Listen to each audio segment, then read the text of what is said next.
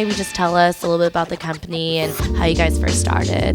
Bioware's been around since we incorporated in 1995, which makes it 13 years old. We've been going a lot longer than that. But back in the early 90s, we were doing games. And, Bioware is well known for making primarily role-playing games, things like Baldur's Gate, Neverwinter Nights. We've made some action games as well, Shattered Steel, MDK2, and then in more recent memory, things like Star Wars Knights of the Old Republic, Mass Effect, Jade Empire, a lot of games that folks are familiar with, and of course we're now showing Dragon Age Origins. Dragon Age Origins, what we're trying to do is really launch something that's gonna really create a brand new genre within fantasy. It's a dark heroic fantasy, so it's kind of the best of breed features between the high fantasy of Tolkien and low fantasy, dark fantasy. What are maybe some really unique features that you guys are bringing to this game that maybe we haven't seen before, or stuff that you just personally really like? The great thing is Dragon Age is the kind of game you can play in so many different ways. Part of that is just the richness of features and content we put into it, so it's a very rich role-playing game. And it's got tactical depth in combat, and you can play that either by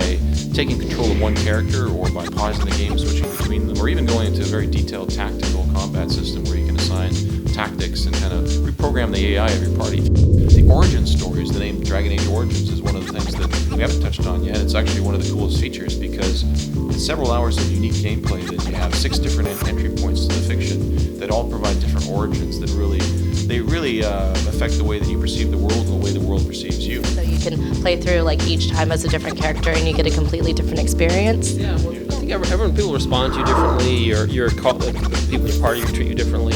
Also, male or female people treat you differently. I think the idea of what we're trying to do is create a very personal experience. So that when you finish the game and you sit down with your friend and go, hey, it was great, I did this, and this, and they go, I didn't do any of those things. Instead, I did these other things. And this is something we try and strive for in Bioware games, where each person feels like they've had a very unique and very personal experience. Hey, what's up, guys? I'm Cliff Blazinski, Design Director of Epic Games, and you're watching Game Zombie TV.